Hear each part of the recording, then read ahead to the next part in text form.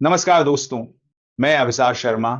दोस्तों, जरा सोचिए, आप अपने घर में चैन से बैठे हैं, बच्चों की हंसी गूंज रही है, रसोई से खाने की खुशबू आ रही है और अचानक घर के बाहर इंजन की गड़गड़ाहट सुनाई देती है।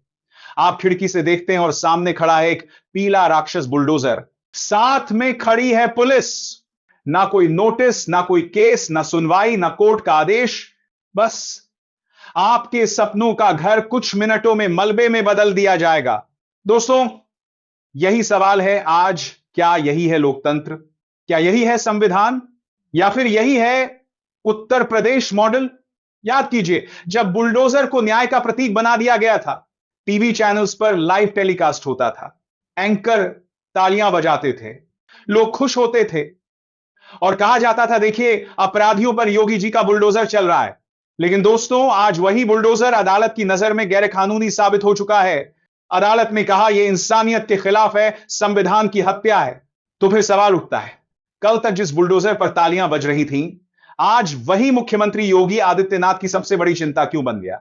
अदालत ने साफ कहा है, किसी भी कार्रवाई से पहले नोटिस देना जरूरी है और सुनवाई का मौका देना जरूरी है। पूरी कानूनी प्रक्रिया का पालन करना जरूरी है। यानी बुलडोजर लोकतंत्र के नाम पर नहीं बल्कि तानाशाही के नाम पर चल रहा था। सोचिए दोस्तों, जब अदालत ने यह सब कहा तो क्या उन एंकरों को शर्म आई होगी जो बुलडोजर पर तिलक लगा रहे थे?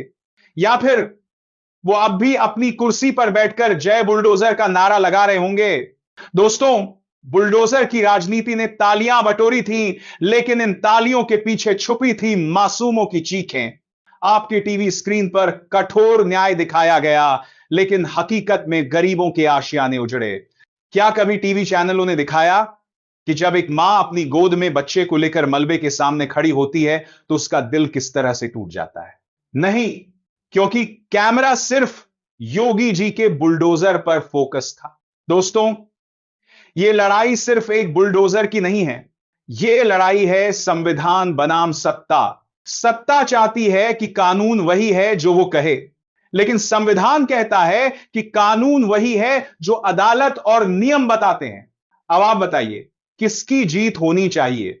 एक नेता की सनक की या लोकतंत्र की आत्मा की? सोचिए, बुलडोजर सिर्फ इमारतें नहीं गिराता, बुलडोजर गिराता है उम्मीदें, बुलडोजर बनाता है डर। कल अगर आपके पड़ोस में किसी का घर तोड़ा गया तो क्या आप आवाज उठाएंगे या फिर डर कर चुप रहेंगे कि कल बुलडोजर आपके घर भी आ सकता है? यही है सत्ता का सबसे बड़ा हथियार, डर। और डर की राजनीति से बड़ा अन्याय कुछ नहीं होता। दोस्तों, एक बात साफ है, बुलडोजर सिर्फ जमीन पर नहीं चला, बुलडोजर चला पत्रकारिता पर भी। बुलडोजर चला सवालों पर।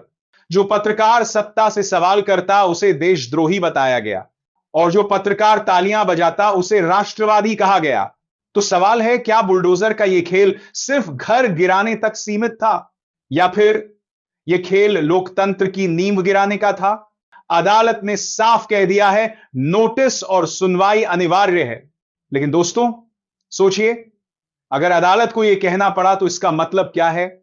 इसका मतलब है कि सरकार अब तक नियमों को ताक पर रखकर चल रही थी। सरकार सोचती थी कि उसकी इच्छा ही नियम है, लेकिन लोकतंत्र में कोई भी मुख्यमंत्री, कोई भी प्रधानमंत्री, कोई भी नेता संविधान से ऊपर नहीं हो सकता। अब सबसे बड़ा सवाल जनता के सामने है, क्या आप तालियां बजाते रहेंगे जब किसी और का घर गिरेगा, या फिर आप समझेंगे कि आज उसका घर गिरा है, कल आपका भी गिर सकता है? दोस्तों, लोकतंत्र में अन्याय सिर्फ दूसरों पर नहीं होता। अगर आप चुप हैं तो अगली बारी आपकी है। योगी सरकार ने बुलडोजर को अपनी पहचान बना दिया। रैलियों में नेता बुलडोजर की तस्वीरें दिखाते थे, पोस्टरों में बुलडोजर छपते थे।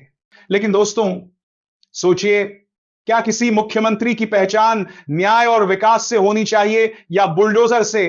क्या नेता का काम कानून की धज्जियां उड़ाना है या कानून का पालन करवाना? बुलडोजर की सबसे बड़ी त्रासदी यही है, इसमें इंसानियत की कोई जगह नहीं। जिस परिवार का घर गिरता है उसके बच्चे सड़क पर सोते हैं, लेकिन सत्ता के चेहरे पर मुस्कान होती है। क्यों?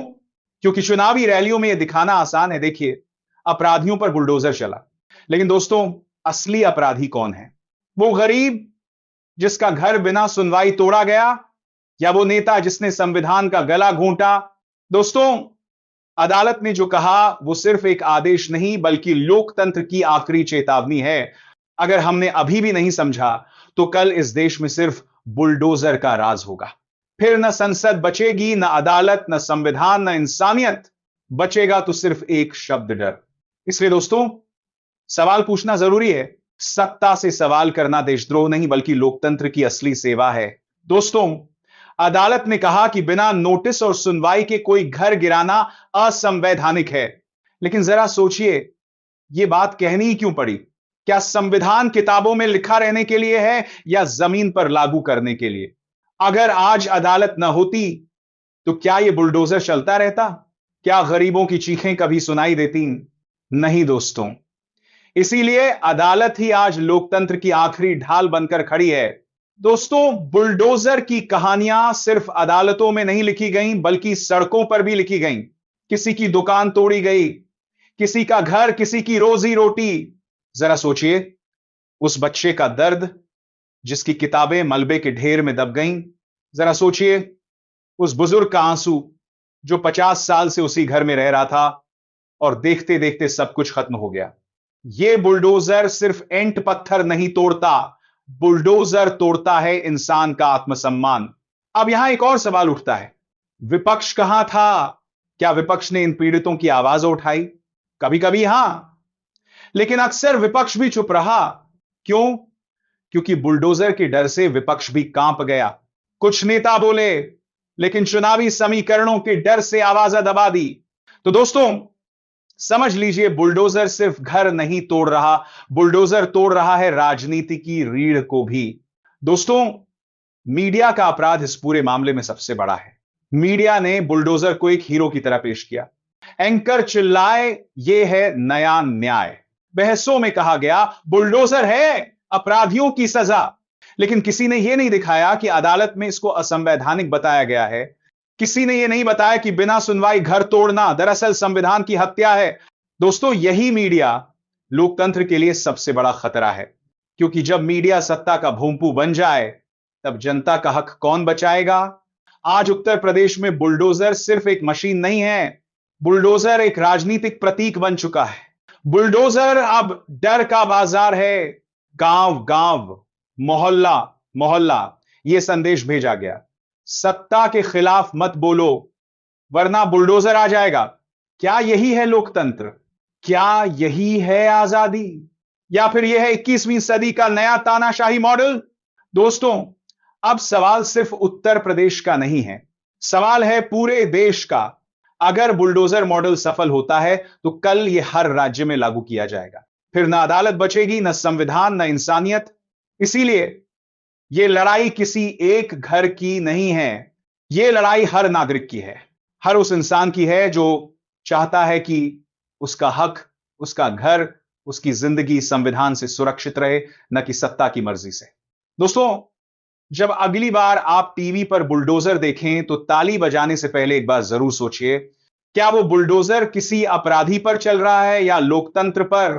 क्या वो बुलडोजर किसी माफिया का घर गिरा रहा है या किसी गरीब की जिंदगी? और सबसे बड़ा सवाल, क्या वो बुलडोजर आपके और मेरे हक की नींव को भी धीरे धीरे ढहा नहीं रहा? दोस्तों, बुलडोजर की सबसे बड़ी त्रासदी यही है कि इसे संविधान से ऊपर रखा गया। सरकार ने कहा अपराधियों पर बुलडोजर चलेगा, लेकिन अदालत ने कहा नहीं, पहले सबूत लाओ, सुनवाई करो, कानून का पालन करो। यानी असली टकराव सिर्फ बुलडोजर और घरों का नहीं है, असली टकराव है बुलडोजर बनाम संविधान का। अब आप सोचिए, क्या किसी भी लोकतंत्र में बुलडोजर संविधान से बड़ा हो सकता है? अगर हो गया तो फिर संविधान की किताबें सिर्फ संग्रहालय में रखी जाएंगी। दोस्तों, लोकतंत्र में सबसे बड़ी ताकत जनता है, लेकिन वही जनता अगर ताली बजाकर बुलडोजर को सपोर्ट करेगी तो फिर अदालत भी बेबस हो जाएगी। याद रखिए, इतिहास गवाह है, जब जनता ने तानाशाहों के आगे ताली बजाई तब लोकतंत्र हमेशा हारा, और जब जनता ने सवाल पूछा, आवाजा उठाई, तब लोकतंत्र जीता। तो सवाल है, आप किस तरफ हैं? आप बुलडोजर की तालियों में शामिल रहेंगे या संविधान की रक्षा करने वालों की कतार में खड़े होंगे? दोस्तों, अब यह आखिरी पुकार है। अगर हम चुप रहे तो बुलडोजर सिर्फ घर नहीं गिराएगा, ये लोकतंत्र की नींव भी गिरा देगा। फिर न संसद बचेगी, न अदालत, न मीडिया, न इंसानियत।